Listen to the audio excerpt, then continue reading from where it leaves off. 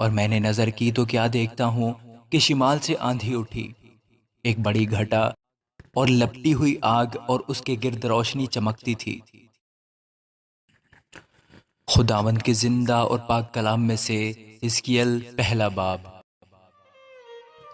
30ویں برس کے چوتھے مہینے کی 5ویں تاریخ کو یوں ہوا کہ جب میں نہر کبار کے کنارے پر اسیروں کے درمیان تھا تو آسمان کھل گیا اور میں نے خداوند کی رویتیں دیکھیں۔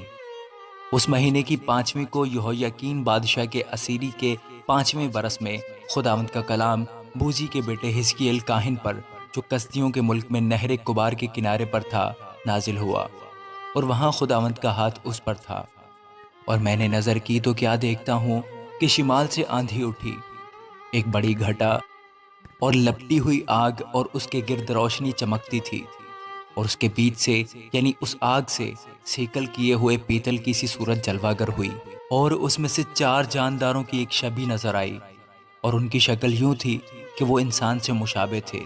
اور ہر ایک کے 4 چہرے اور 4 پر تھے، اور ان کی ٹانگیں سیدھی تھیں، اور ان کے پاؤں کے تلوے بچھڑے کے پاؤں کے تلوے کی مانند تھے، اور وہ منجھے ہوئے پیتل کی مانند جھلکتے تھے، اور ان کی چاروں طرف پروں کے نیچے انسان کے ہاتھ تھے، اور چاروں کے چہرے اور پر یوں تھے۔ ان کے پر ایک دوسرے سے باہم پیوستہ تھے، اور وہ چلتے ہوئے مڑتے نہ تھے بلکہ سب سیدھے آگے بڑھے چلے جاتے تھے۔ ان کے چہروں کی مشابہت یوں تھی کہ ان چاروں کا ایک ایک چہرہ انسان کا، ایک ایک شیر ببر کا ان کے دہنی طرف، اور ان چاروں کا ایک ایک چہرہ سانڈ کا بائیں طرف، اور ان چاروں کا ایک ایک چہرہ عقاب کا تھا۔ ان کے چہرے تو یوں ہی تھے، اور ان کے پر اوپر سے الگ الگ تھے،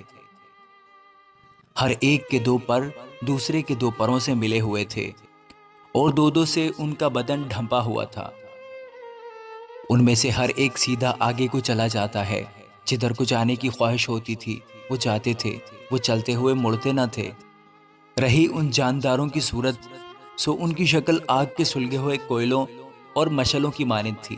وہ ان جانداروں کے درمیان ادھر ادھر آتی جاتی تھی، اور وہ آگ نورانی تھی، اور اس میں سے بجلی نکلتی تھی، اور وہ جاندار ایسے ہٹتے بڑھتے تھے جیسے بجلی کوند جاتی ہے۔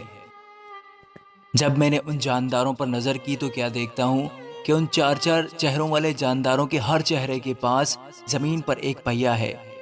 ان پہیوں کی صورت اور بناوٹ زبر جد کی سی تھی، اور وہ چاروں ایک ہی وضع کے تھے، اور ان کی شکل اور ان کی بناوٹ ایسی تھی گویا پہیا پہیے کے بیچ میں ہے۔ وہ چلتے وقت اپنے 4 پہلوؤں پر چلتے تھے اور پیچھے نہیں مڑتے تھے۔